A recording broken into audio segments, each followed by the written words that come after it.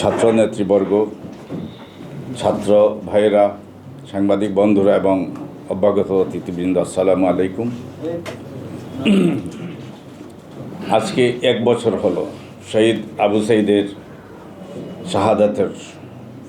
তার সঙ্গে আরও 6 জন এই দিনে শাহাদাত বরণ করেছিল। আমরা ছিলাম এক জগদ্দল পাথর বুকে চাপা নিয়ে, জাতি ছিল অচল এবং তাদের চলৎ শক্তি রহিত ছিল। কথা বলা যেত না, চলা যেত না এবং স্বাধীন দেশে আমরা নিজ দেশে পরবাসী ছিলাম। আমাদের মুক্তি এনে দিয়েছে সেই জুলাই বিপ্লব। আর সেই বিপ্লবের স্মৃতিকে স্মরণ করার জন্য এখানে আয়োজন। আমি সব শহীদদের, যাদের জন্য আজকে আমরা এখানে আসতে পেরেছি, শ্বাস ফেলতে পারছি, আমরা মুক্ত প্রকৃত স্বাধীনতার আস্বাদন পাচ্ছি, তাদের স্মৃতির প্রতি শ্রদ্ধা জ্ঞাপন করছি, তাদের আত্মার মাগফিরাত কামনা করছি এবং তাদের জন্য প্রকৃত শাহাদাতের মর্যাদা যেন আল্লাহ দান করেন। আহত হয়েছেন অসংখ্য আমাদের পুত্রসম ছেলেমেয়েরা।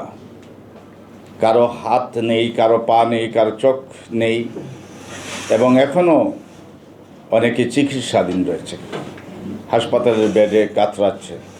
তাদের আরোগ্য কামনা করছি। তো আসলে এটা ছিল সেই অন্যায় এবং ফ্যাসিবাদী ব্যবস্থার বিরুদ্ধে এক প্রচণ্ড দ্রোহ। আর সেখানে নেমে পড়েছিল সারা জাতি।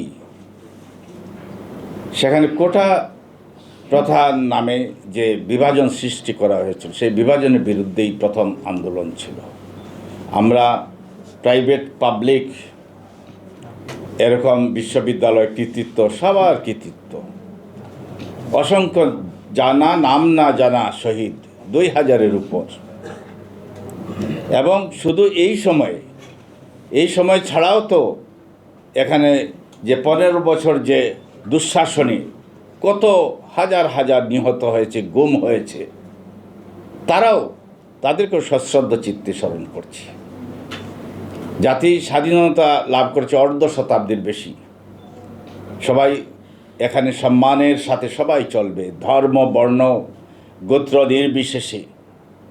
এখানের মধ্যে শ্রেণী বৈষম্যও থাকবে না। সবাই আমরা একসাথে এই দেশে স্বাধীন আলো হাওয়ায় আমরা চলব, কাজ করব, আমাদের মতামত ব্যক্ত করব।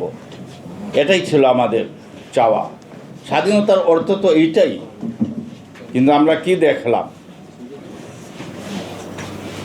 আমাদের একজন সম্মানিত অতিথি এসেছেন, প্রধান বক্তা, তাকে স্বাগতম।